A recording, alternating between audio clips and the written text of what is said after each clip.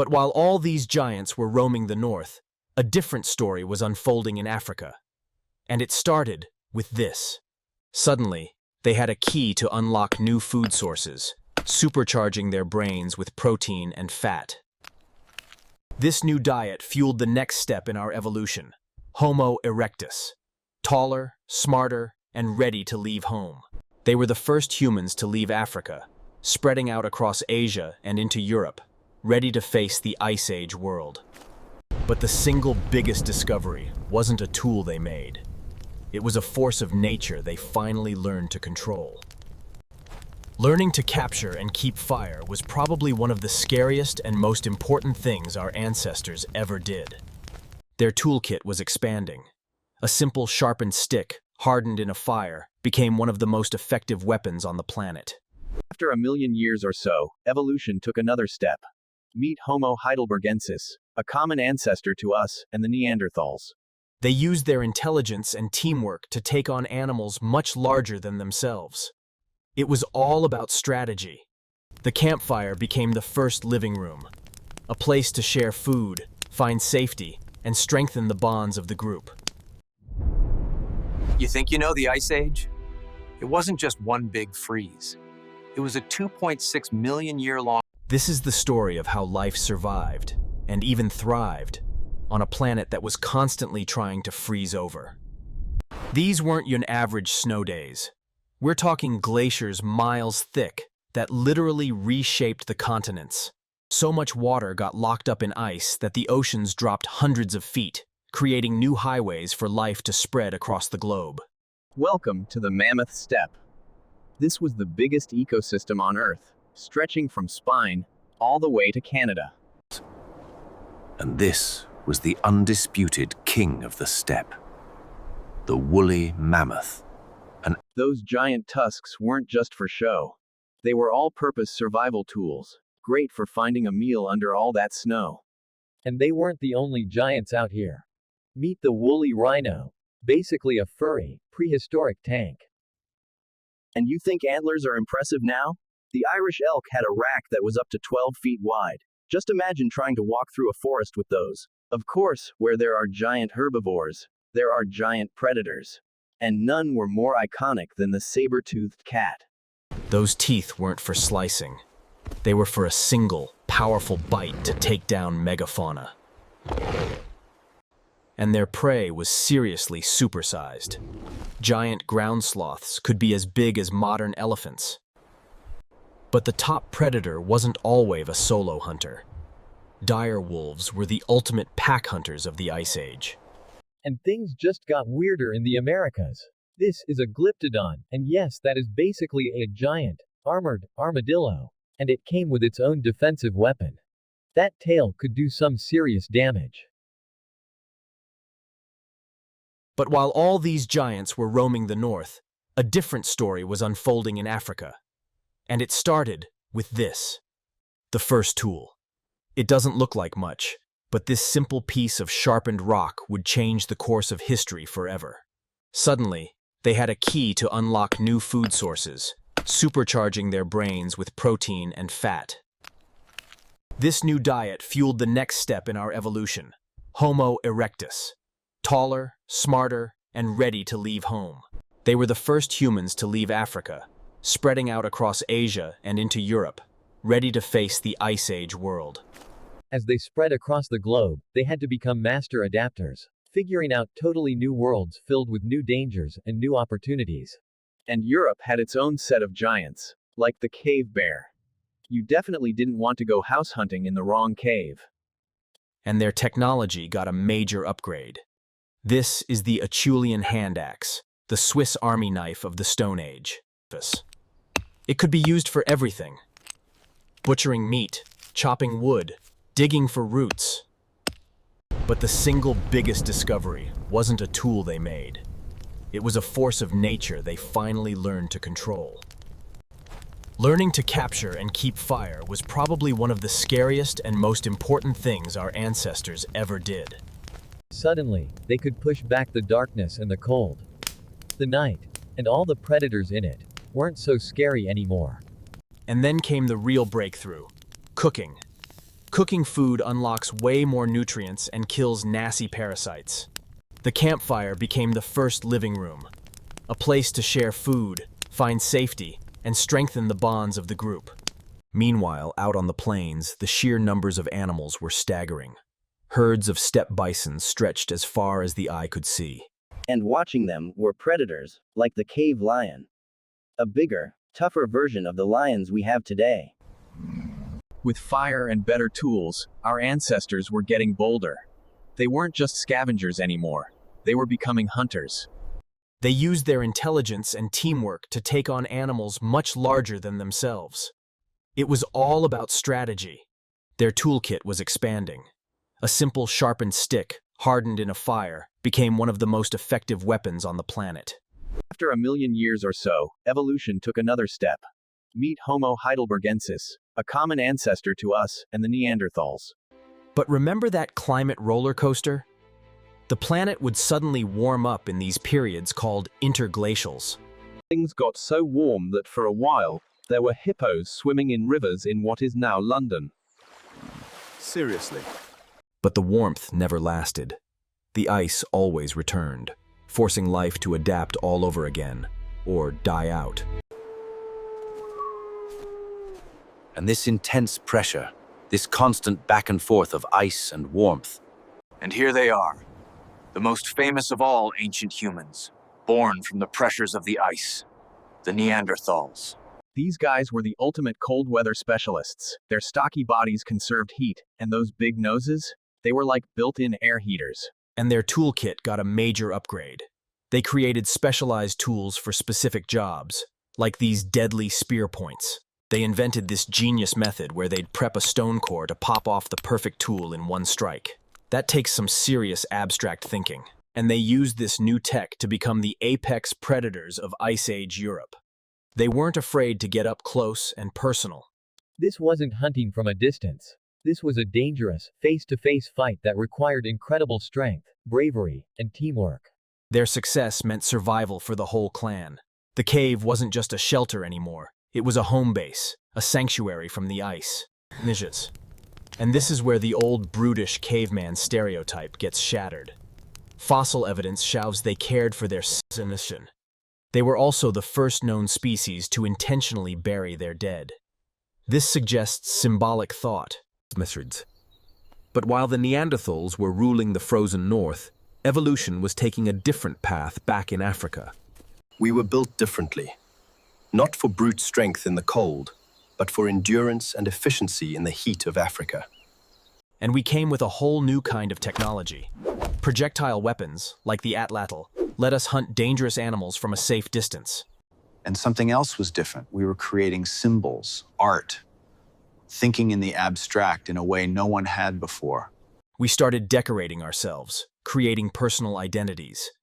This wasn't just about survival anymore. It was about culture. And then, armed with this new way of thinking, we started to move. And this time, we would go everywhere. They reached Australia, a land of bizarre megafauna that had been isolated for millions of years. Cambridge. Inevitably, our expansion took us north, into the cold lands of Europe. For the first time in history, you have to wonder what they thought when they first saw each other. Did they see a rival? A curiosity? Or did they see a cousin? For thousands of years, we shared the landscape. We competed for resources, but we also learned from each other. And we know, from our own DNA, that we did more than just learn. We interbred. A part of them lives on in most of us today. Our advantage wasn't just brute strength, but innovation. We invented things like the bone needle, allowing us to make our toolkit exploded with diversity and precision. We created specialized gear for every possible task, from fishing to long-range hunting. Yes. But the biggest difference between us and them wasn't in our tools for survival. It was in our minds. We started doing deep in the earth, in the quietest, most acoustically perfect parts of the caves, we began to create, leaving a mark, a signature across tens of thousands of years that says, I was here. I existed. This is the first great art gallery. Not just doodles, but masterpieces that show a deep spiritual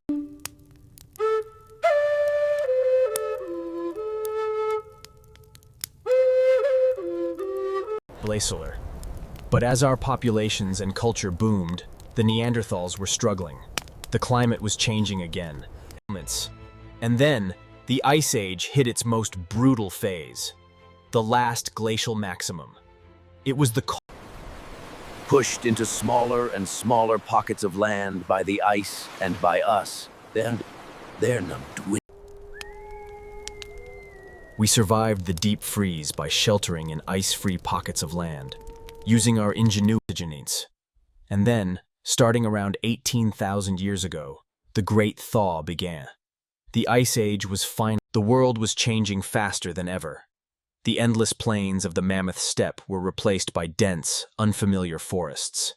And for the giants who were perfectly adapted to the cold, open plains, this new, warmer world was a disaster. As the ice melted, we crossed the Bering land bridge into the Americas, a new world full of megafauna that had never seen humans before. In places like the La Brea tar pits, we get a perfect snapshot of this lost world, and the dangers that lurked there. Between the rapidly changing climate and the pressure from hyper-effective human hunters, the giants of the Ice Age began to vanish forever. A few small, isolated populations held on for a bit longer, like the last mammoths on Wrangel Island. But their time was over. And with the giants gone and the climate stable and warm, we started to change the world in a whole new way. We began to farm. The Ice Age was over.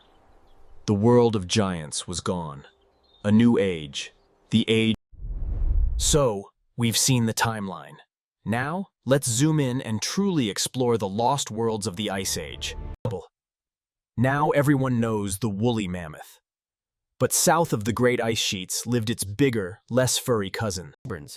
And when I say bigger, I mean it. These things could stand up to 13 feet tall at the shoulder, weighing over 10. And of course, hunting these giants was America's most famous predator. But forget the idea of a saber-toothed tiger. It was an ambush predator, built like a bulldog on steroids. It used its incredible strength to pin its prey first, then But the saber-tooth wasn't even the biggest cat on the block. That honor went to the American lion, a truly enormous predator that was about 20 cents. But if you want to talk terrifying, let's meet the giant short-faced bear. This was the largest mammalian land carnivore of the Ice. This wasn't hunting from a distance. This was a dangerous, face-to-face fight that required incredible strength, bravery, and teamwork. Its main strategy was likely intimidation. I mean, would you argue with a 2,000-pound bear that could look into a second-story window? Dylan's. Let's talk about the sloths. Not the cute little tree hangers of today, but giant ground sloths. But further south, they got even bigger. Erymatherium was as tall as a giraffe when it stood up, and weighed open. We've met the dire wolf before, but let's take a closer look. They weren't just bigger than gray wolves. They were built for crunching bone. You can really see the difference in the skull. That heavier build and massive bite force made them the perfect animal for breaking down carcasses. And get this, North America was also home to camels. In fact, camels' originals evolved here before spreading. You also had all sorts of strange variations on familiar themes, like the helmeted muskox, which had this incredible bone dome on its head. When you put it all together, North America was a Serengeti on a massive scale, a world of giants that had been stable for tens of thousands of years. And then, into this world came a new predator. A predator armed not with claws or sabers. The Clovis people arrived with a deadly new technology, the fluted spear point. It was an incredibly effective and lethal hunting tool. That little channel, that flute, made the point easier to attach to a spear, creating a weapon that could... The arrival of these hunters marked the beginning of the end for North America's world of giants. A dramatic extinction event was about to unfold. Okay, if you thought North America was wild, just wait. For millions of years, South America was an island Meet Macrochia. It looks like a camel with an elephant's trunk, but it's not related to either of them. It was a totally unique branch of mammal that has no living relatives. Scientists figured out it had a trunk because the opening for its nose is on the top of its skull. It was one. And then there was Toxodon. Imagine a giant 3-ton guinea pig that acts like a hippo. We've met the glyptodonts before, but South America was their homeland, and they came with some seriously impressive hardware. Oil traps. That tail club weighed over 150 pounds and was covered in bone spikes. It was a medieval weapon designed by nature, and When the rains failed, they had to innovate, using tools not just for food, but to find life-giving water. But the undisputed king of this weird world was Megatherium. We're talking about a sloth the size of a bull elephant. The name literally means great beast. Gorgeous. It was so big it had to walk on the sides of its feet to keep its giant claws sharp. Claws it used for defense, and to hunt these behemoths, you needed a super predator. South America had its own species of saber-tooth, Smilodon. And let's not forget the holdouts from an even weirder time. The Ice Age even had terror birds, giant flightless carnivores. So how did all these worlds collide? A few million years ago, a land bridge formed, kicking off the Suddenly, invaders from the north were competing with the South American natives.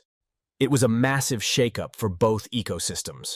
And just like in the north, a new, uniquely intelligent predator eventually arrived, finding a continent of giants that had never seen anything like them. They came armed with their own unique toolkit, like these elegant fishtail points, perfectly designed for hunting in this new world. And once again, the combination of a changing climate and the arrival of humans proved fatal for the giants. And just like that, one of the most unique collections of animals to ever exist was wiped from the face of the earth. Now, let's head to the heart of the Ice Age, the biggest ecosystem on the planet, a cold sense. This was the Mammoth Steppe. It wasn't a barren tundra. It was a huge, dry grassland. And it supported an absolutely staggering amount of life. Millions of mammoths, bison, and horses thrived here. Tetramis. It was also home to unique survivors, like the saiga antelope, whose incredible nose works like a dust. And of course, you can't talk about this world without the woolly rhino. That giant front horn wasn't. The top predator out here was the steppe lion. Bigger and maybe even tougher than today's African lions, they were masters of the open plains. Does. But the most numerous large animal was the reindeer. Their massive migrations were one of the great spectacles of the Ice Age. You might wonder why this huge area wasn't just covered in ice. It was so cold because it was also incredibly and into this extreme environment walked modern humans. They didn't just survive here. With no trees for lumber, they built their homes from the giants they hunted. These mammoth bone huts were some of the first permanent structures ever built. And hunting a mammoth required incredible skill and strategy. They used deadly spear throwers and an intimate knowledge of the animal. Instincts. A successful hunt meant life for the whole community. The mammoth provided everything: food, fuel, and they had a rich spiritual and artistic life. They created these mysterious Venus figurines, some of the earliest expressions of human art. One of the reasons we know so much about this world is the permafrost. The ground was frozen solid year-round, creating a massive natural freezer. And this freezer has given us incredible gifts: perfectly preserved baby mammoths, woolly rhinos, and... But then, the world changed again. As the Ice Age ended, the climate didn't just get warmer, it got wetter. The dry grasslands that had fed the giants for 100,000 years disappeared, replaced by soggy moss and dense forests. For the mammoths, rhinos, and horses, it was a catastrophe. Their food source was gone, and their bodies weren't built for this new... Now, for our next stop, we're heading to a place that experienced the Ice Age in a totally different way. Welcome to Ice Age Australia, and meet Diprotodon, the largest marsupial that ever lived. Basically, a 2-ton wombat. And forget the kangaroos you know. Procoptodon was a giant, short-faced kangaroo that couldn't hop. It walked with its long arms and a height of nearly 7 feet. It was the giraffe of the marsupial world, browsing on leaves high up in the trees. But the top predator here wasn't a cat or a bear. It was a thyloleo, the marsupial lion, and it might just be the most specialized mammalian killer ever. The killing power of the marsupial lion came from these massive cheek teeth. They weren't for slicing flesh, but for crushing bone. But the mammals weren't the only giants here. Meet Megalania, a giant venomous monitor lizard. Like its modern relatives, it was likely venomous. A single bite was enough to bring down even the largest of prey, a slow but inevitable death. And if giant lizards weren't scary enough, how about crocodiles that could gallop? Quinkana was a land-based croc that hunted not in the water, but on the plains. The bird life was supersized too. Genyornis was a mihirung, or thunderbird, a giant flightless. Then, at least 65,000 years ago, came one of the greatest journeys in human history. The first people. Imagine what they must have thought, stepping into this world of giant wombats, walking kangaroos, and land crocodile. And they brought with them a deep knowledge of survival and deadly new hunting technologies, like the woomera, a spear thrower that could. But their biggest tool was fire. They began to systematically burn the landscape, a practice that would reshape. These controlled burns cleared out the old growth and encouraged new life, creating perfect grazing grounds for the animals they preferred. But for the ancient megafauna, this new, human-shaped world, combined with a harsher, drier climate. The Ice Age didn't just transform the land, it completely reshaped the oceans, creating unique habitats and challenges for marine life. The Ice Age didn't just transform the land, it completely reshaped the oceans, creating unique habitats and challenges for marine life. In the Atlantic, there was the great auk, a large, flightless bird that was the northern hemisphere's answer to the penguin. The expansion of sea ice created a perfect world for specialists like the walrus, who used their iconic tusks as ice. These lowered sea levels created a rich coastal ecosystem called the Kelp Highway, which may have been the route the first people took into the Americas. Instead of hunting mammoths, they may have lived on the abundant resources of the sea, leapfrogging down the coast in small boats. And ruling over these frozen seas, then as now, was the true apex predator, the orca. Their intelligence. So we've seen all these lost worlds, but how do we know so much about them?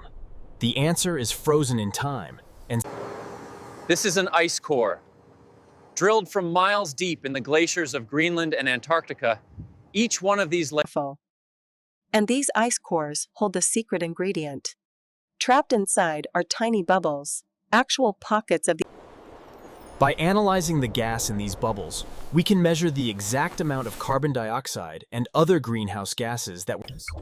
And when you plot that data, you find something amazing.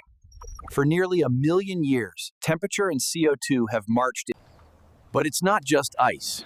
Ancient lakes also hold clues. Scientists drill into the lake bed to pull up And in that mud is pollen. Every plant has a unique pollen signature, and by identifying them we can literally watch the forests and grasslands advance and retreat over thousands of years, just by reading the story of the pollen. We do the same thing in the deep ocean. The ocean floor is covered in a thick layer of sediment made from the shells of countless tiny organisms. These are foraminifera. By analyzing the chemistry of their shells, we can tell the exact temperature of the ocean water they lived in. So we know what happened. But what was the driving force? Why did the ice ages come and go with such? The answer lies in the sky.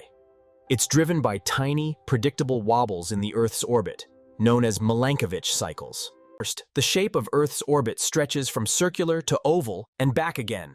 This changes how much solar energy we get throughout the year. Second, the tilt of Earth's axis rocks back and forth. A greater tilt means more extreme seasons, hotter summers and colder winters. And third, the Earth wobbles like a top. This changes what time of year we're closest to the sun, affecting the seasons. Individually, they are small effects. But when they line up just right, they act as the pacemaker of the ice. These cycles are just the trigger. They start a little cooling, which creates a little ice, which reflects more sunlight, which... So we've seen the world and we understand the science. Now let's put it all together. What was it actually like to live a single day in the... The day begins before sunrise, in the bitter cold. The first task is the most... Letting the fire go out isn't an option. It's the source of warmth, safety, and cooked food. It's the heart of the community. For the hunters, the day is about risk. They need to find meat, but every trip out onto the steppe is a gamble. But the hunt is only half the story. The gatherers provide the reliable food, roots, berries, and small. Out on the steppe, you have to know how to read the landscape. Every track, every broken twig tells a story. It was a world of incredible scale. A journey of a few miles to find food was a dangerous expedition into the unknown. The gatherers relied on a different kind of knowledge, a mental map of the territory, passed down through generations. This was hard work, chipping through frozen ground to get at the calorie-rich roots that were a vital part of their diet. Even the children had a role to play, managing trap lines for small game like Arctic hare and ptarmigan. After hours of tracking, a moment of success. But the hard part is just beginning. The atlow, or spear thrower, was a force multiplier. It allowed them to hunt with lethal power and accuracy from a safer distance. Once the animal was down, the race against the cold began. They had to butcher it quickly, taking the most valuable success. But now comes the long, dangerous walk back to camp, carrying a heavy load and hoping to make it back before dark. The return to camp is a moment of communal triumph. Both the hunters and the gatherers have been successful. Tonight, everyone will eat well. Question. This is the reward. The warmth of the fire, the smell of cooking meat, and the safety of the shelter.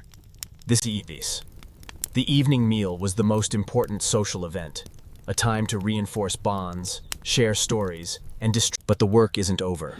A fresh hide must be prepared. A broken tool must be fixed. Survival is a constant process.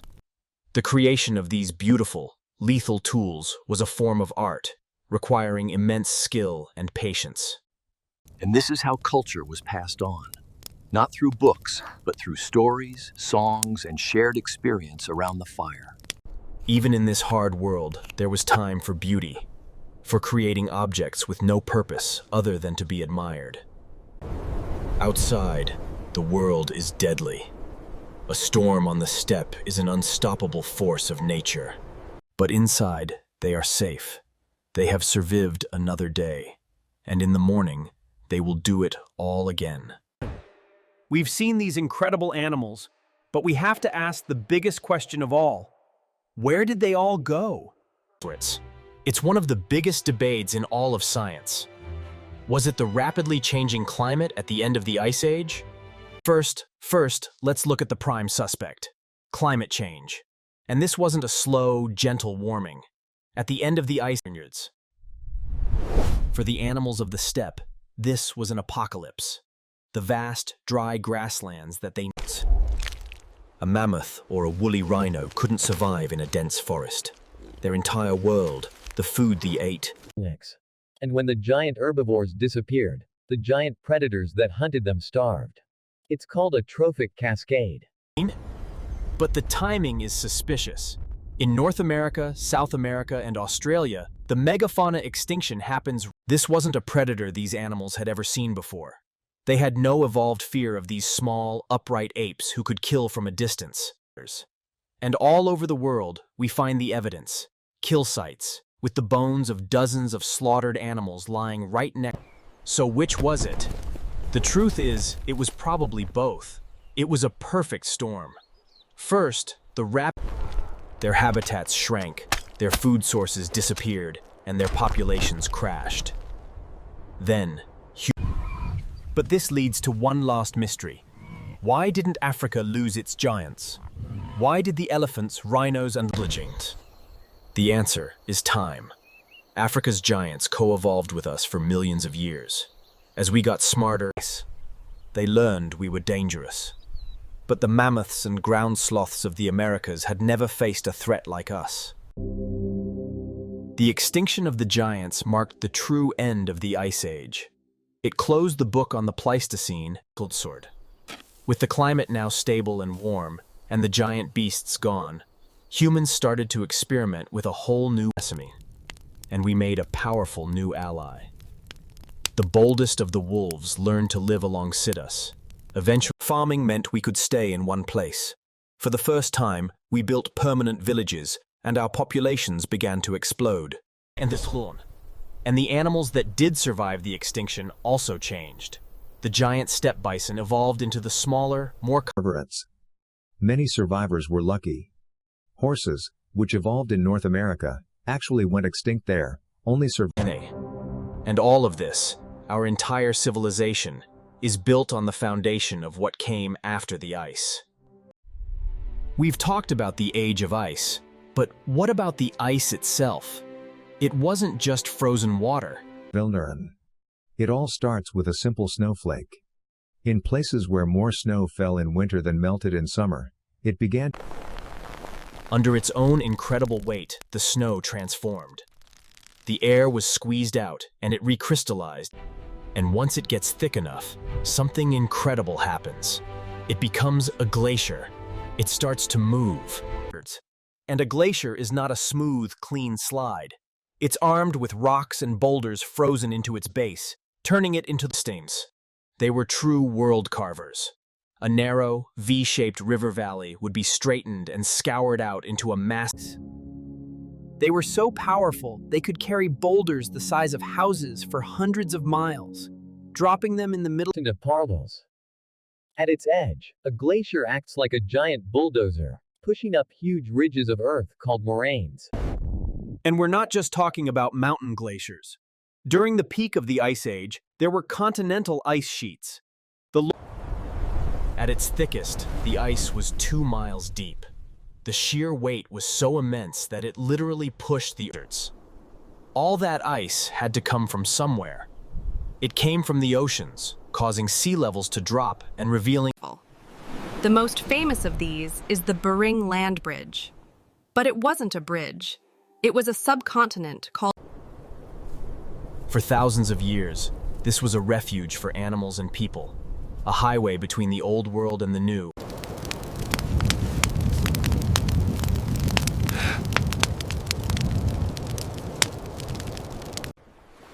But there was another lost world closer to home for many. As the ice grew, Great Britain wasn't an island. This wasn't a cold, barren steppe. Doggerland was the heartland of Mesolithic Europe, a rich, archaeologists call it Europe's drowned landscape. It was home to a thriving human population who lived on the incredible bounty of its rivers and coasts. But as the ice melted and the sea levels rose, their world vanished. Over thousands of years. Today, fishermen in the North Sea sometimes pull up the ghosts of this lost world. Mammoth bones, ancient. But perhaps the most incredible story of all is not one of survival, but of the explosion of human creations. Around 40,000 years ago, deep in the Ice Age, the human mind ignited. We didn't just start making better. Carved from a mammoth tusk, this took an estimated 4 hours to make. And what's amazing is that it's not a human and it's not a lion. It's both.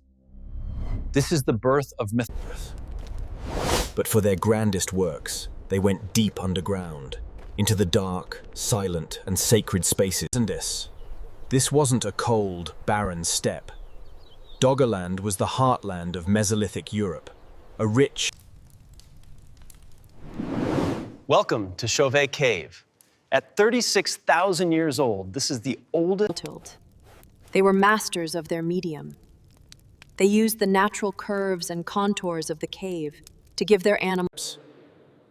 Thousands of years later, at caves like Lascaux, the art exploded in scale and color. This was a massive community project. They had to haul in wood to build scaffolding, grind up minerals for paint. At Altamira in Spain, they used multiple colors and the bumps on the ceiling to create these incredible sleeping bars. But why do it? One theory is hunting magic, the idea that painting an animal gave you a. Another theory is that these were sacred spaces, portals to a spirit world. We know they chose the most acoustically resonant chambers to paint in. These weren't just And art wasn't just on walls. They adorned their bodies with jewelry, signaling identity, status, and belonging to a group. They turned everyday objects into masterpieces.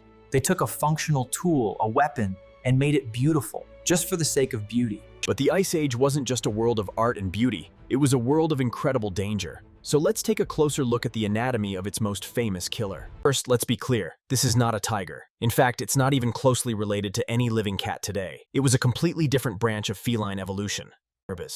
And its body was completely different. It was built less like a lion and more like a bear, with immensely powerful forelimbs designed. To use those teeth, it had to be able to open its mouth incredibly wide, almost twice as wide as a modern lion. The killing bite wasn't a crunching of bone. It was a deep, stabbing puncture to the throat, severing the vital arteries. It is the undisputed icon of the Ice Age. But the woolly mammoth was more than just a hairy elephant. They didn't just appear out of nowhere. They evolved from earlier, larger mammoths, gradually adapting as the Ice Age. That famous coat was actually two coats in one. A long, shaggy outer layer to block the wind. And look at the ears. Unlike an elephant's, which are giant radiators to shed heat, a mammoth's ears and tail were felt. Beneath the skin, they had a thick layer of fat, just like a whale's blubber, providing yet another incredible layer of protection against. But the Ice Age wasn't just a world of art and beauty. It was a world of incredible danger. So let's take a close look. The tusks were the ultimate multi-tool. They were perfect for clearing snow to find food, and of course, participants. But incredibly, their tusks also served as a life diary. Just like tree rings, tusks have growth rings. To survive on the tough, gritty grass of the steppe, you need special teeth. Mammoth molars were like giant bears. Like modern elephants, they lived in close-knit family groups, led by a wise old matriarch. And they were devoted parents. The entire herd would work together to form a defensive wall to protect the vulnerable calves.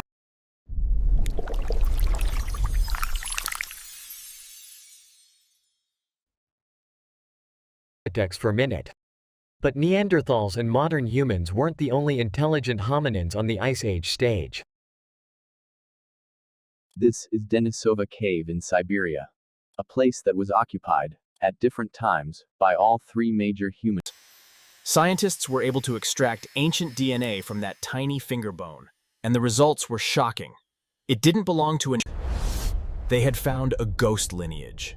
A completely new species of human that was a distant cousin to the Neanderthals. The crazy thing is, we still have no idea what they really looked like.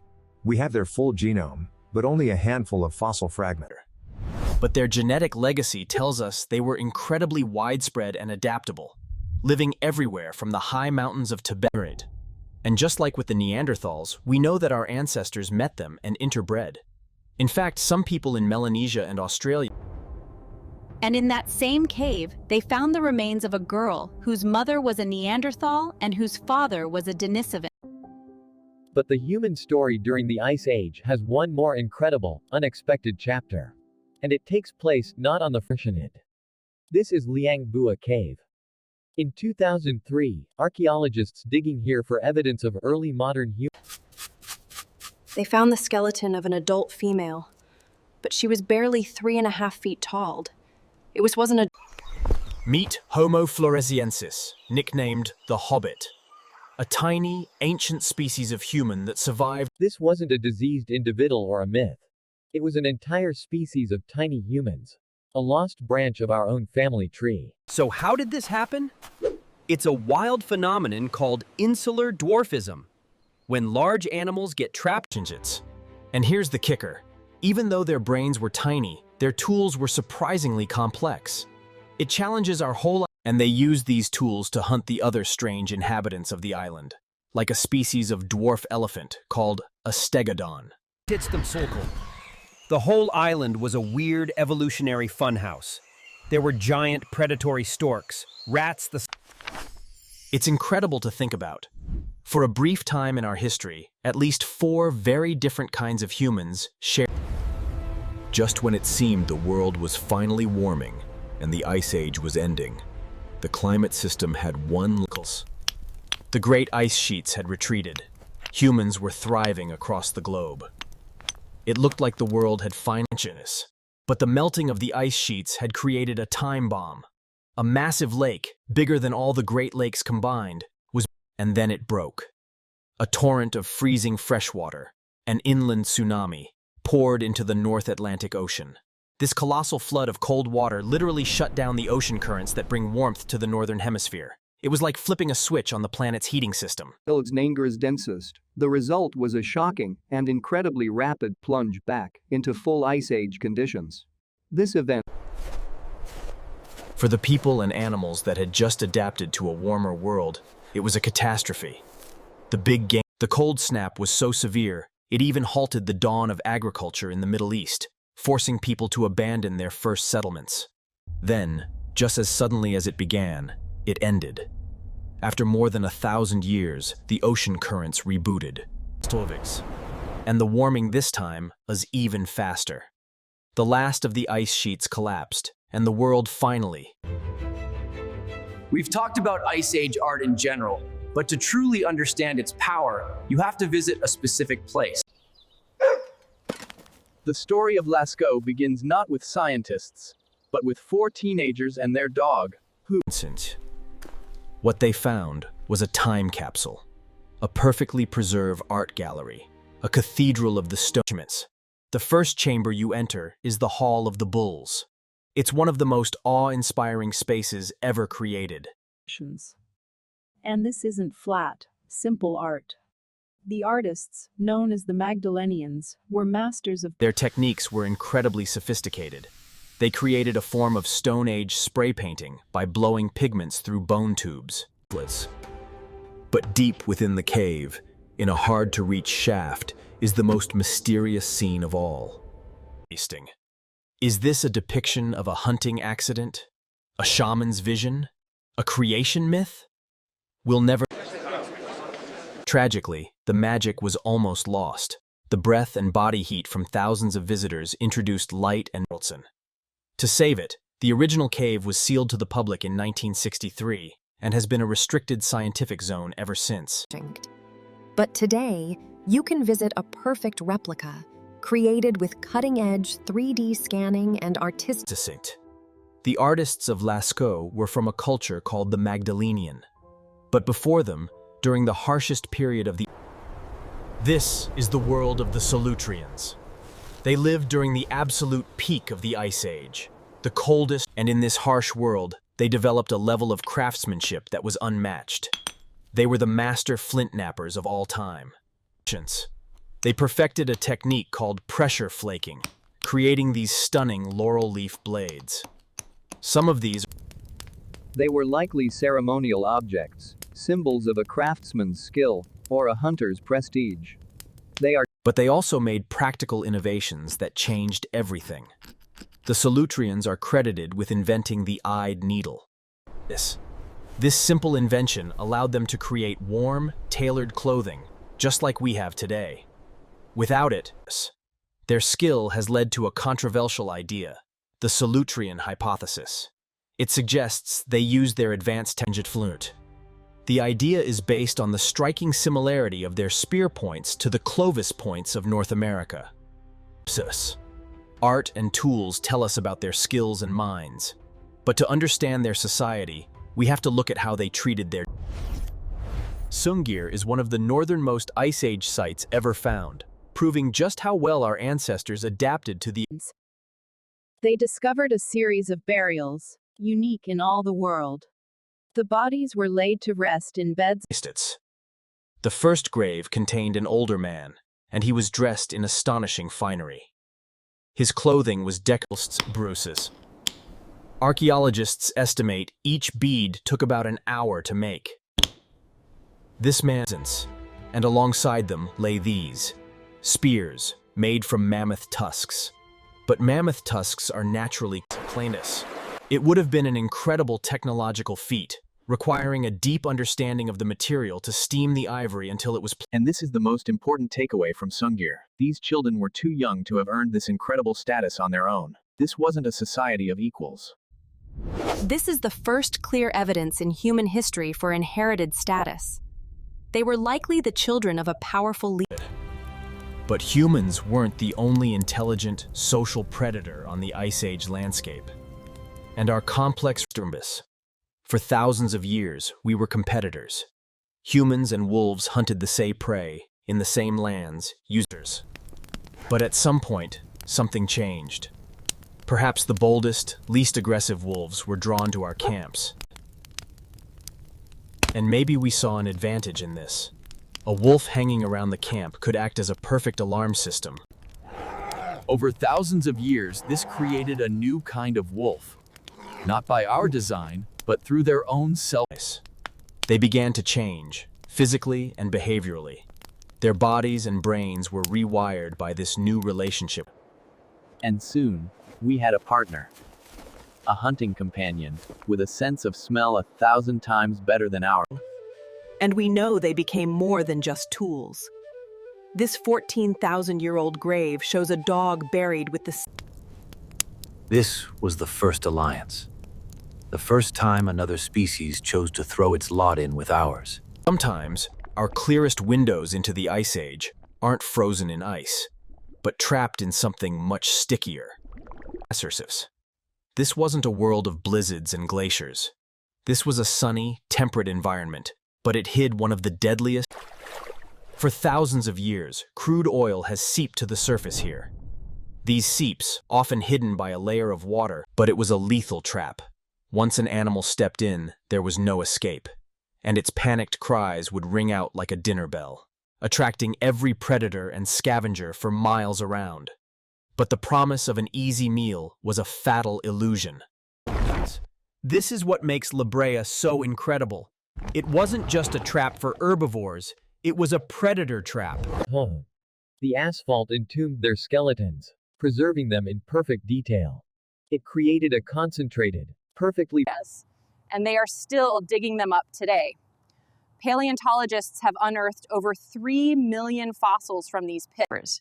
The preservation is so good we can study their injuries and diseases. We see evidence of arthritis, broken bones. And it's not just the big stuff. The tar also preserved a record of the microworld, pollen, leaves, insects. And in all those millions of fossils, only one human has ever been found, a young woman who died here around. The world of the Ice Age is gone forever. But what if we could bring it back? Or at least a version of it? This is much of Siberia today. After the mammoths disappeared, the grasslands were replaced by... His theory is that these giant herbivores were ecosystem engineers. By knocking down trees, crushing moss, and So he created Pleistocene Park, a massive experiment to see if he could bring the mammoth steppe back to life. Then came the muskoxen.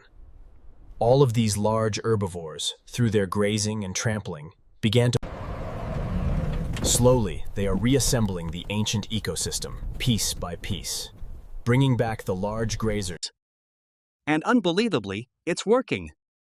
Where the animals graze, the unproductive moss is replaced by a rich... The park has horses, bison, and muskoxen. But to truly bring back the mammoth steppe, you need the mammoth itself. The great beasts of the Ice Age are gone. But in labs around the world, scientists are working.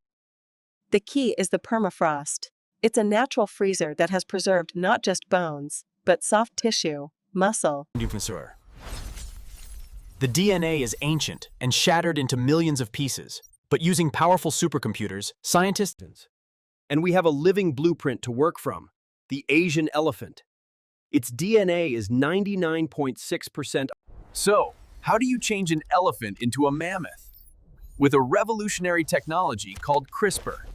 Think of it as a... Scientists can use CRISPR to cut out an elephant gene, like the one for large ears, and paste in the mammoth gene for small, furry ears.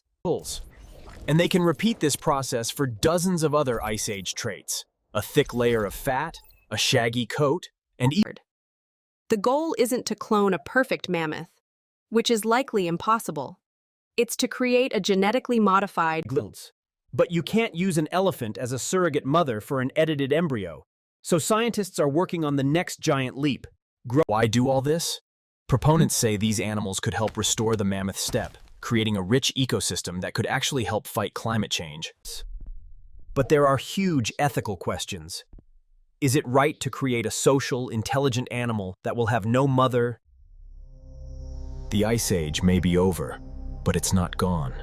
It lives on, frozen in the ice. If you have allergies, you may be able to thank your Neanderthal ancestors. They gave us genes for a supercharged immune system. The people of Tibet are able to live at high altitudes thanks to a special gene that helps them use oxygen more efficiently. Interbreeding was a shortcut to survival. Instead of taking thousands of years to adapt to the cold, dark north, we just borrowed the genes from the people who already lived there. But it's a mixed bag. Some of those ancient genes, which may have been useful in the Ice Age, are now linked to a higher risk for certain modern diseases. We've learned all these amazing stories. But how do we actually find them? Let's take a look at the incredible work of the fossil hunters. It all starts with prospecting. Finding a fossil isn't about random digging. It's about knowing where to look. Sometimes a whole discovery can begin with a single, small fragment of bone washed out by the rain. They follow the fragments uphill to find the layer it eroded from. And with a bit of luck, they find the source. And the real work begins. So they've found the spot.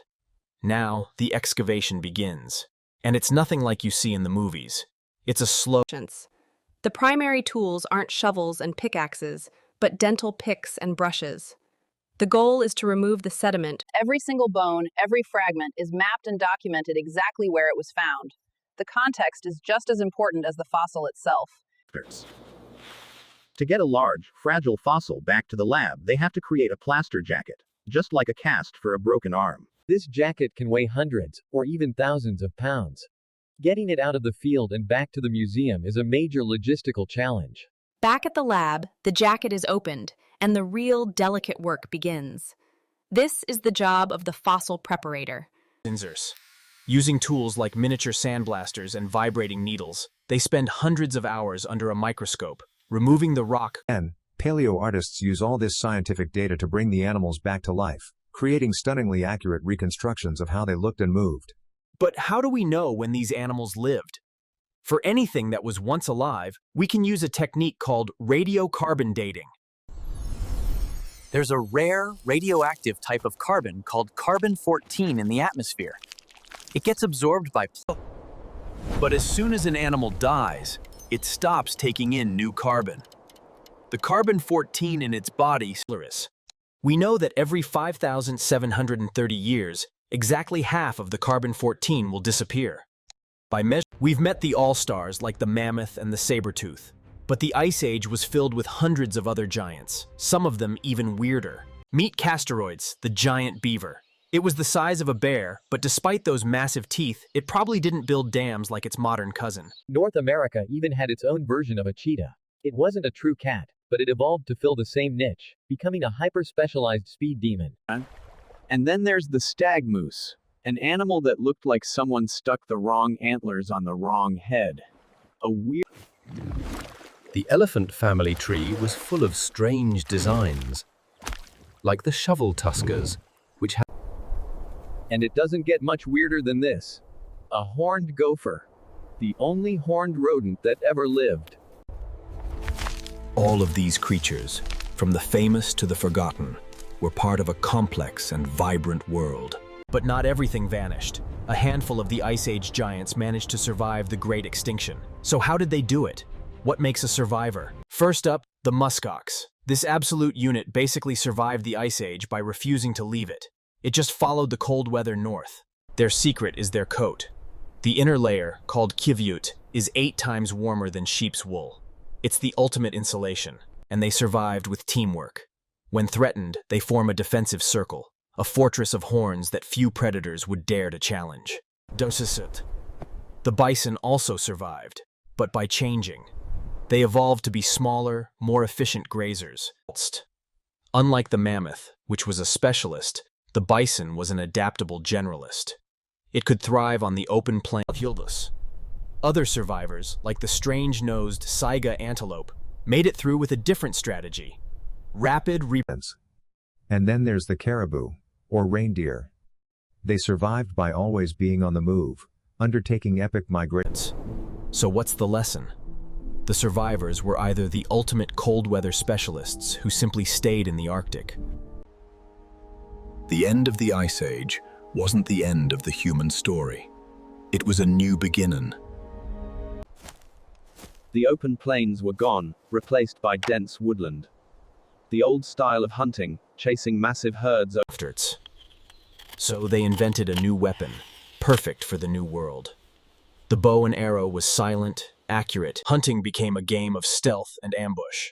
This new technology allowed humans to become the undisputed apex predators of the forest. And they invented another tool to conquer this new environment, the axe. For the first time, humans could truly disease. At sites like Starcar in Britain, we see this new way of life. They were still hunter-gatherers, but they had a rich spiritual life. Archaeologists at Starcar found these incredible headdresses made from the skull. It's a powerful reminder that even as the world and their technology changed, their inner world of spirits, myth, and essence, the forests provided a new way of life. But in one part of the world, in the Fertile Crescent, a discovery was made. Here, the wild ancestors of wheat and barley grew in vast, dense fields. People began. And at some point, they made the most important discovery in human history. They realized that if you planted... This was the agricultural revolution. The end of the Ice Age. The end of the age of hunters. The Ice Age didn't just come and go. It left behind permanent scars on the face of our planet. Take the Great Lakes. They weren't always there. The immense weight of the ice, miles thick. When the ice finally melted, these giant holes filled with water, creating the largest freshwater system on Earth. On coastlines around the world, the glaciers carved their valleys so deep that their floors ended up hundreds of feet below sea level. So when the ice melted, the ocean rushed in, drowning the valley and creating the spectacular, sheer-walled fjords of Sleece. But some of the most dramatic scars were carved in a matter of days. In North America, an ice dam blocked a river. And when that dam broke, it unleashed a mega flood with 10 times the flow of all the rivers in the world today. It was a biblical-scale catastrophe. It left behind this, the channeled scablands, a bizarre, alien landscape that is the scar. The ice was so heavy it left another, more subtle scar. The sheer weight, miles thick, literally bliss. When the ice melted, the land began to slowly spring back, and in many places, it's still rising today. The evidence is all over the north. You can find ancient beaches and shorelines that are now hundreds of feet above sea level. But the Ice Age also left scars on the human story. Life was incredibly hard, and when they looked closer, they found something chilling. The human bones had been butchered with the exact same stones. This is the clearest evidence for cannibalism in Ice Age Europe. We don't know if it was for survival. All of these stories of giants, of art, of survival, come from the clues left behind. Behind the scenes at every natural history museum is a vast library of specimens. They had been systematically dismembered for their meat, and even more macabre, several of the skulls had been carefully cleaned and modified to be used as drinking cups.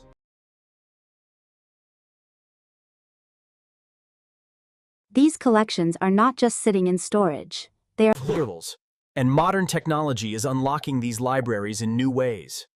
3D scanning allows us to create perfect digital And today, these collections are providing the raw material for the ultimate investigation. In sterile clean rooms like this, we can also analyze the chemistry of the bones. Isotopes from the food and water an animal consumed. By looking at the microscopic wear and tear on a tool's edge, we can tell exactly what it was used to cut wood. All of these artifacts and fossils, this library of time, are an irreplaceable record of our planet. Our modern craving for sugar and fat is an echo of the Ice Age. In a world of scarcity, a brain... The problem is, we still have that Ice Age brain, but we now live in a world of incredible abundance. It is a mismatch. And what about the future? The natural, clockwork cycles of the Earth say that our current warm period should be ending. But we've thrown a giant wrench in the works. The massive amount of CO2 we've pumped into the atmosphere has completely... We haven't just delayed the next Ice Age. We may have broken the cycle entirely. For the first time in the Ice Age was a dramatic chapter. But to truly understand it, we need to zoom out. Our planet's climate has never been stable. It has swung between greenhouse and icehouse states, the age of instinct. And in the distant past, there were snowball Earth events, where the entire planet may have frozen over completely. So what makes our time an ice age? Technically, it's any period in Earth's history with permanent ice sheets at the poles. That means that, technically, we are still living in the Ice Age.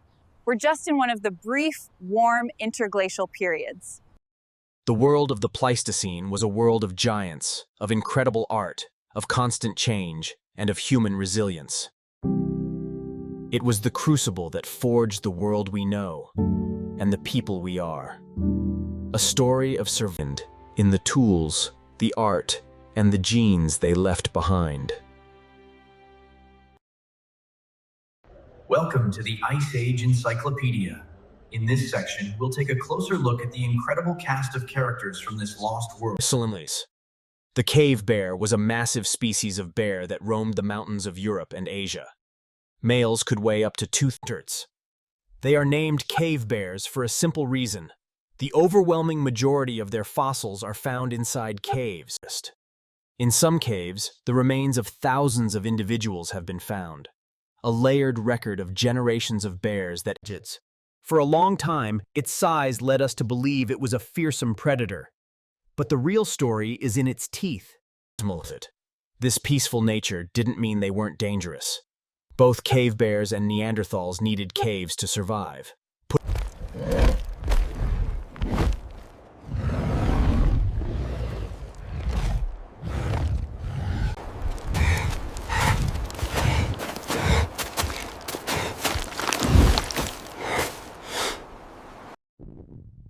Next in our encyclopedia, a predator whose name has become legendary, a true icon of Ice Age America.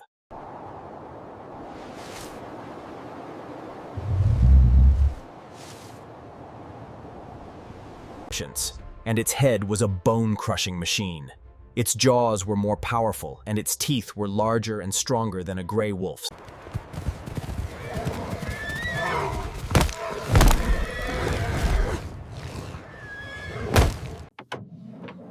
And we know them so well because of the La Brea tar pits. Over 4,000 individual direwolves have been found.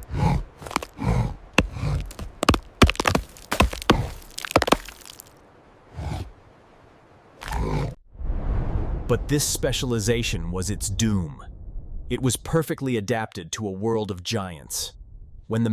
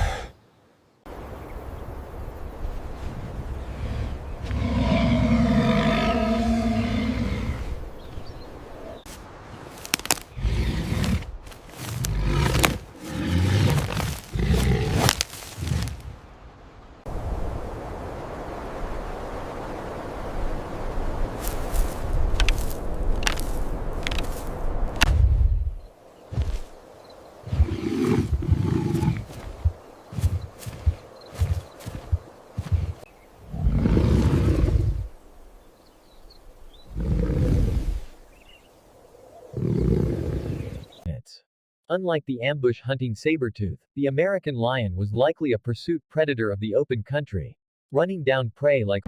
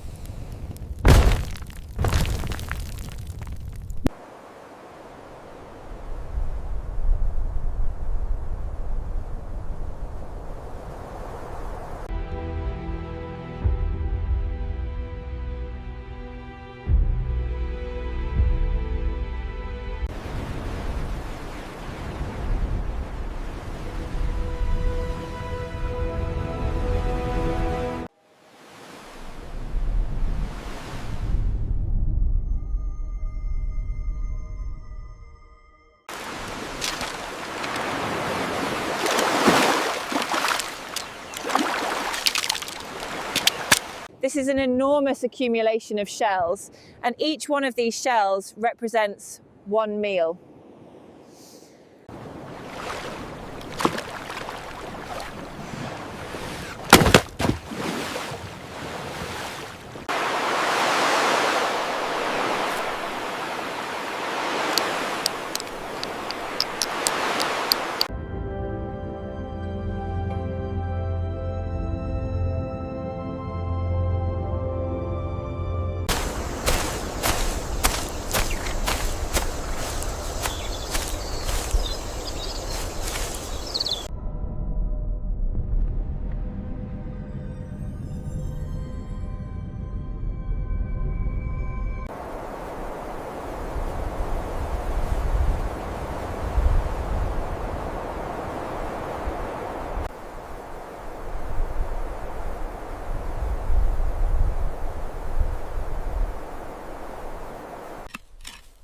For humans, plants were a reliable food source when the hunt failed.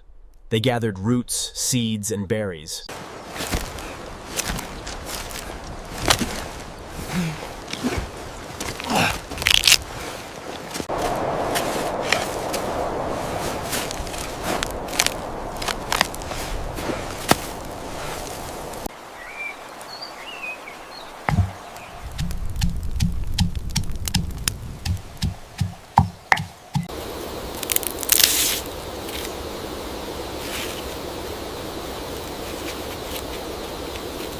We found it! Oh my goodness! Look at these!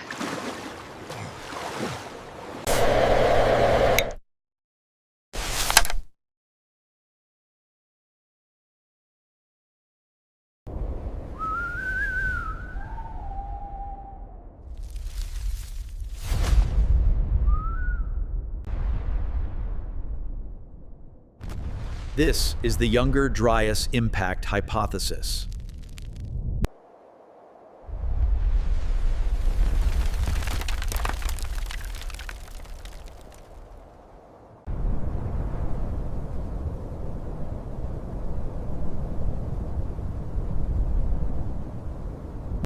And the black mat here separates all of the layers rich in megafauna. This impact winter could explain the abrupt disappearance of the Clovis people and the final, brutal extinction of the North American.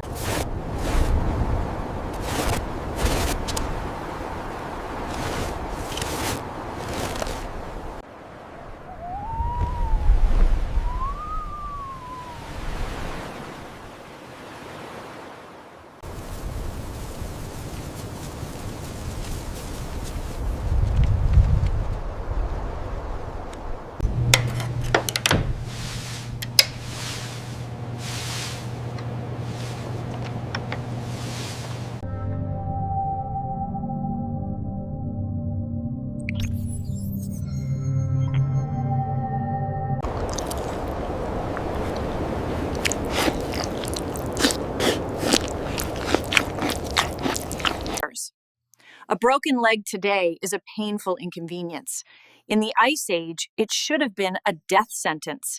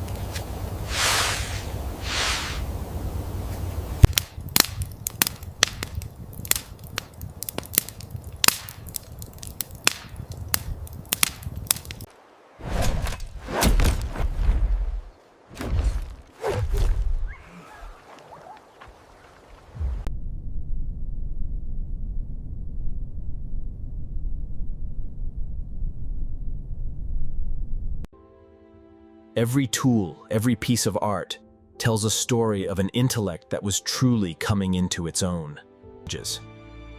The great orbital cycles that drove the ice ages are still happening. They are the deep rhythm of our planet.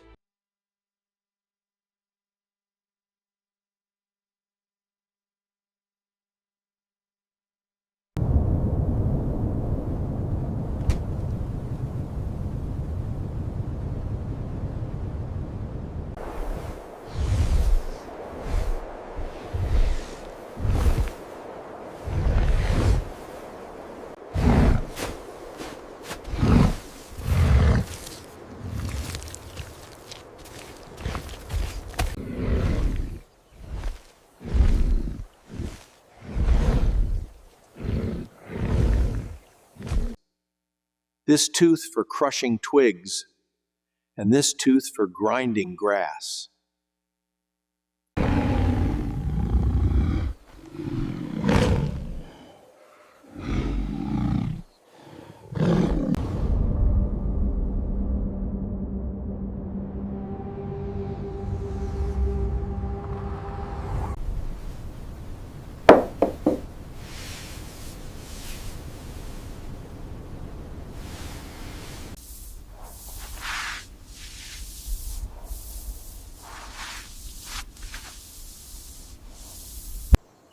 We wish to offer this small token of friendship.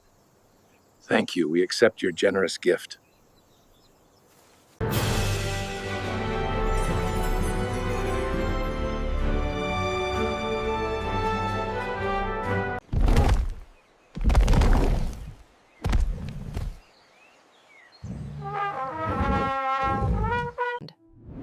The woolly mammoth lived on the cold mammoth steppe.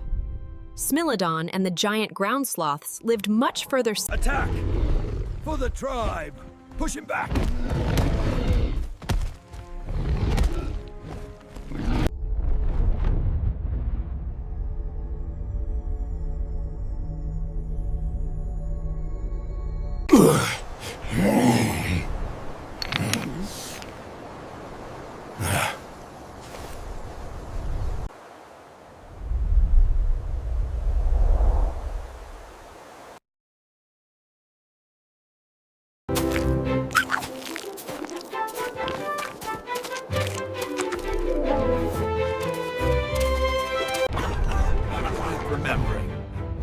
But it's always worth remembering that the truth of the Ice Age, the one revealed by science,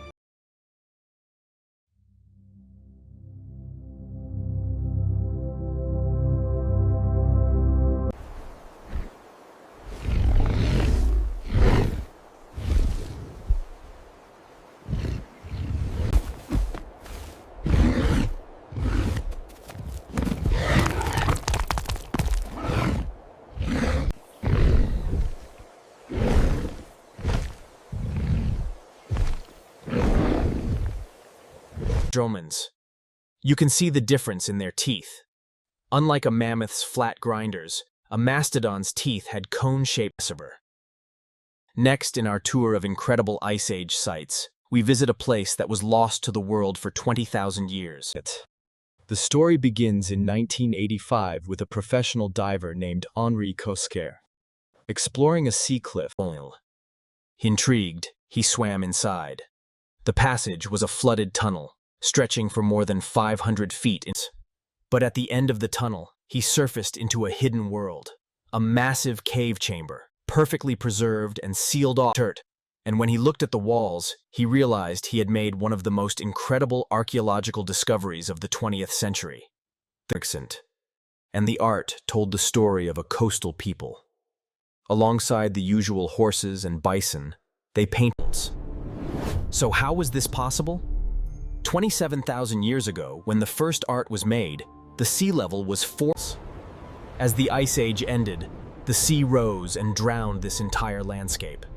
The cave's entrance disappeared, but this time capsule is now under threat. With modern climate change, the sea level is rising again. In a race against time, a team has created a perfect digital replica, preserving this fragile world forever. Our final site is perhaps the most important of all for understanding the human story. Face. The floor of this cave is a layer cake of history, containing hundreds of thousands of years of occupation.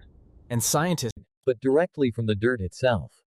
Every layer is a genetic snapshot of who was living in the cave at that exact time. And the results are mind-blowing.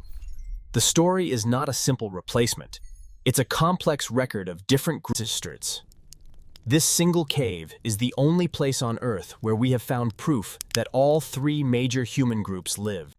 The story of human evolution is inextricably linked to the story of our technology. Let's take a closer look at the progressors. It all begins around 2.6 million years ago with the Oldowan chopper. It's the simplest tech imaginable. Then, around 1.7 million years ago, a major upgrade, the Acheulean hand axe. It was the Swiss Army knife of the Stone Age, a single, versatile tool that was so successful, it remained in use for over 1 million years. The Neanderthals brought a whole new level of planning to the process with their Mousterian toolkit. It was based on a genius concept called the prepared core technique. Instead of shaping a rock into a tool, they would shape the rock into a tool dispenser. A single strike would then produce it. Then, with the arrival of modern humans, came the next revolution: blade technology. It was like a factory for... From a single pound of flint, you could get a few inches of cutting edge with a chopper. With blade technology, you could get up to... We visited the lost lands of the cold north. But the falling sea levels also created a massive... During the Ice Age, the Great Islands of Indonesia were not islands at all. They were part of a vast rainforest. This wasn't a land of mammoths and woolly rhinos, but of tigers and orangutans. A tropical Ice Age world. And this was the homeland of the ancestors of many Southeast Asian and Pacific peoples, who developed a unique culture and art. Like Doggerland in the West, when the Ice Age ended, this world was drowned. The rising seas flooded, and on the other side of a deep oceanic trench, a similar story. Australia and New Guinea were connected, forming a This created a continent of contrasts, from the dry plains and their giant marsupials in the south, to the horde. The peeling of Sahul represents one of the greatest achievements of our ancestors. It was the first time humans had ever intended. These sunken continents are a powerful reminder of how dynamic our planet is, and how the world we see today is just a... But the story of human diversity may have one final, mysterious chapter. These are the remains of the Red Deer cave people, and what's shocking is their age. They lived just it. At a time when modern humans were painting masterpieces in Europe, a population with surprisingly ancient feet. For over a century, one of the biggest debates in archaeology has raged. Who were the first people to reach the Americas? For decades, the story was Clovis first, The theory was that as the ice sheets melted, a corridor opened up. And it seemed to fit. These distinctive spear points appear all over the continent around 13,000 years ago. But there was always a problem with this story, and it was 10,000 miles away, at a site called Monte Verde in Chile. Here, preserved in a bog, they found artifacts that were 1,500 years older than Clovis. People were... This led to a new theory, the coastal migration, that the first Americans didn't walk, they boated, But in 2021, a discovery in a place known for its white sands blew the entire timeline wide open. Here, on the edge of a dried-up Ice Age lake, scientists found what they had been searching for: thousands of perfectly preserved human footprints. The footprints themselves can't be dated, but they were found in layers sandwiched between ancient seeds. And when those seeds... The footprints were between 21,000 and 23,000 years old. This wasn't just before Clovis. It means that people were living in the heart of North America during the deepest freeze of the Ice Age, a time we once thought the continent was empty of humans. They even show a hunting party stalking a giant ground sloth, circling it, distracting it, a story of a dangerous hunt written in the mud. They survived for 400,000 years, through multiple ice ages. They were intelligent, resilient, and masters of... One theory is that the climate began to change too rapidly, even for them. The stable hunting grounds they had known for millennia. Another theory points the finger at us. Modern humans arrived with larger populations, more complex social networks, and more efficient projections. A third idea is that they didn't so much die out as they were absorbed. We know we interbred. There was likely no single reason, but a combination of all three. A perfect storm of climate. Which leads to the final question.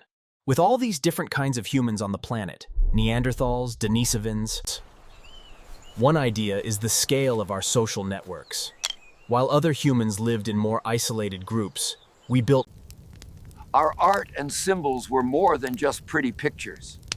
They were the tools for creating shared stories. And we were the ultimate adaptable generalists. While other humans were specialists, tied to a specific climate. Our technology, especially advanced projectile weapons like the bow and arrow, gave us a decisive edge, allowing us. And we had a secret weapon, the dog. This powerful alliance with another predator gave us an Vaster. So there was no single magic bullet. It was a combination of social connection, symbolic thought, adaptability, and 2.5 million years. It's a span of time that is almost impossible to comprehend. It all began with the faint, cosmic pulse of our planet's orbit, a celestial clockwork that pushed the cult.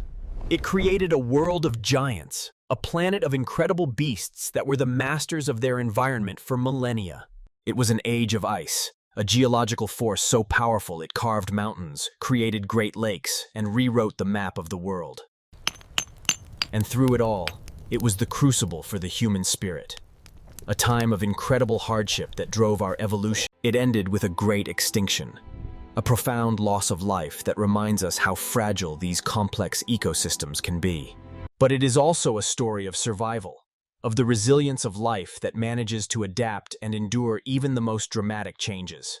And its legacy is within every one of us, in our genes, in our instincts, and in our species' incredible capacity to adapt and explore. The story of the Ice Age is a story of profound climate change. It is a testament to how powerful. It shows us that the climate can and does change with catastrophic speed. And it reminds us that, for the first point, the survivors of the last great Ice Age.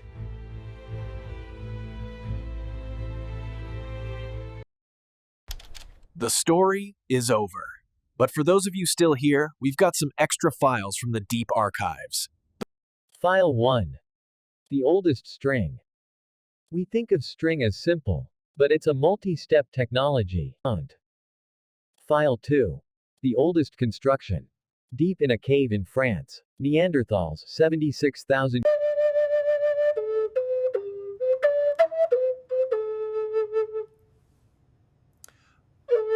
documents. File 4. A masterpiece in ivory. This sculpture, known as the swimming reindeer, was Trince's. The level of detail shows an intimate knowledge of the animals. The artist captured the exact way a reindeer holds its head and antler. File 5. The secret sculptures. Nearly half a mile deep inside a French cave. 2 bison, a male and a female, sculpted from clay 15,000 years ago. They were never fired, never meant to be dangerous, and the floor around them is covered in the footprints of children. It's believed this hidden chamber was the site. 6. File 6. A jawbone on the roof of the world. Remember the Denisovans, the ghosts? There was no DNA left in this 160,000-year-old fossil, but scientists analyzed the ancient proteins in the teeth. This proved Denisovans lived on the high Tibetan plateau, and it explains how modern Tibetans are so. File 7. The world's oldest bed. How's this for ancient comfort? At Sabudu Cave in... But the clever part is, they mixed in the leaves of a specific tree that contains natural chemicals that repel mosquitoes. File 8. A ticking time bomb. Around 39,000 years ago, one of the large... The Campen-Ignimbrite eruption was a cataclysm. It blanketed Italy in hundreds of feet of ash and plunged much of Eastern Europe into a volcanic winter. This sudden, dramatic climate shift may have been the final nail in the coffin for the last Neanderthal populations in Europe. File 9. A landscape in stone. This small, engraved stone, when researchers compared the engravings to the local landscape, they found a stunning correlation. The lines seem to... And so, our journey through 2.6 million years of ice and evolution comes to an end. It's a world that is gone forever, but it is not forgotten. It lives on in the fossils in our museums. It lives on in the work of scientists who read the stories in the ice, the bones, and the dirt, piecing together our... And it lives on in all of us, the descendants of a small group, resourceful, resilient survivors who... The Ice Age was a planetary force. Today, we are a planetary force. The great challenge... Let's open a few more files from the deep archives, exploring the incredible ingenuity and mysteries of the Ice Age world. File 10.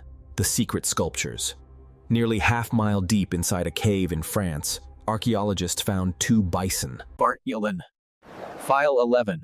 A hunter's deadly secret. Residue analysis on stone tools from South Africa suggests that File 12. Tracking time. This small, engraved bone is thought by some to be a lunar calendar. File 13. Our other best friend? Long before cats were domesticated, this burial in Jordan. File 14. A heartbreaking farewell. This 31,000-year-old... File 15. The Year of Darkness. The largest super-eruption of the Ice Age occurred in New Zealand. File 16. The Other Elephant. During the warm periods between the ice, Europe was home to the straight elephant. And we know that Neanderthals were capable of hunting them, a testament to their skill and courage as the apex predators of the European forests.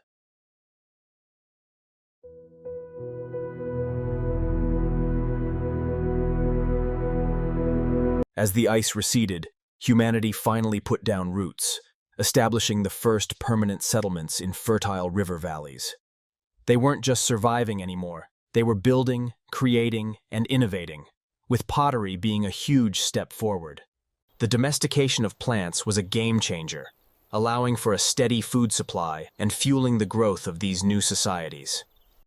It wasn't just plants. The taming of animals provided companionship, labor, and a reliable source of protein.